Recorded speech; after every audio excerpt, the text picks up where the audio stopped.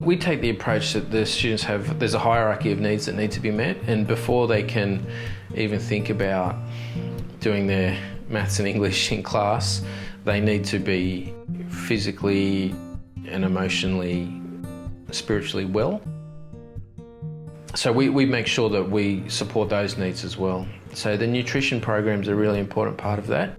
If the kid's not happy, if the child's hungry, you've got to satisfy those needs. The education comes later, once they feel confidence in themselves and, they don't have a hungry stomach. So Gail, who's our pastoral care coordinator, prepares the menu. Gail's a wonderful caregiver for the children, and she's very focused not just on their nutrition but on their giving them a sense of fun and enjoyment with their food. And that's what she does every day.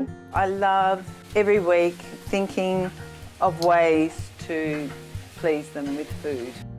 Right now I feel like the kids are in a great place, and I think it's the amazing staff and the volunteers that help them get in that place.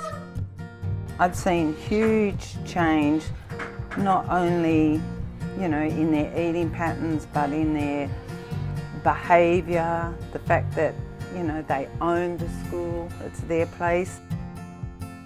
We provide education about their meals and about their food choices, and kids don't always listen to those messages, but that's an important part of what we do, is making sure that we are having those conversations with them about healthy eating and healthy living. There are a lot of things that we had to teach the children before we could teach them, writing and number. So they had to understand their behaviour, They had to learn to trust, and, they had to have good nutrition. Alongside that, a kid comes to school and has a toothache or an earache or a problem with attention, or there's lots of reasons that a kid might disengage with school. And there's no point trying to just throw a kid into a classroom and having an expectation that they will engage if they're struggling in some other physical way. So we make sure that we have a holistic, supportive approach of those students. So Anne McDermott, who's our school administrator and community worker, she coordinates a lot of our health services.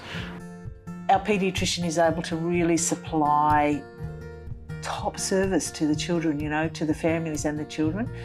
So those kinds of things that we're able to do have made a huge difference to not just the child and the family in terms of diagnosis or whatever comes out of the consultation, but how having those diagnoses, having those consultations, how that impacts on the learning outcomes for the children has made a massive difference. The same has gone for our speech therapist, being able to access more readily and more often services like speech pathology for the several children at school who have quite severe speech needs. So that one-on-one has been fantastic. Each of our students has an opportunity to see a paediatrician, Dr. Vet Vella, who comes and runs a clinic on site at the school. And part of the reason for that is so that our families feel that it's a service for them. It's not just taking off to a medical centre and see someone who gives them 20 minutes and dismisses them. It makes a huge difference. It means we can have the parent there if necessary. We can. There's very little interruption to the children's daily learning rhythm. Here we're actually able to make sure that nobody misses out. And I think that's really important for our kids, yeah. When Dr. Vella comes here, she's part of our school and part of our community, and that's an important relationship that our families have. It's the same with, we've been supported well by the Poach Centre for Indigenous Health at Sydney University, and it's the same thing. They come here and they work with our students. The way they're able to interact at school, their behaviours have all been heavily transformed, I would say, as a consequence of that really thorough, in-depth, comprehensive consultation and consultative process that we have with the paediatrician.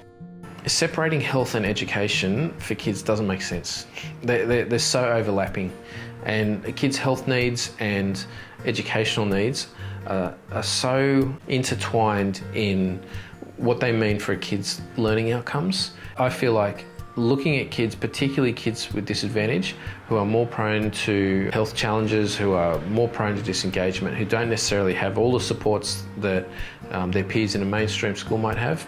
The key to success for those kids is balancing their health and education needs in one package, and that's what we've been lucky enough to be able to do here.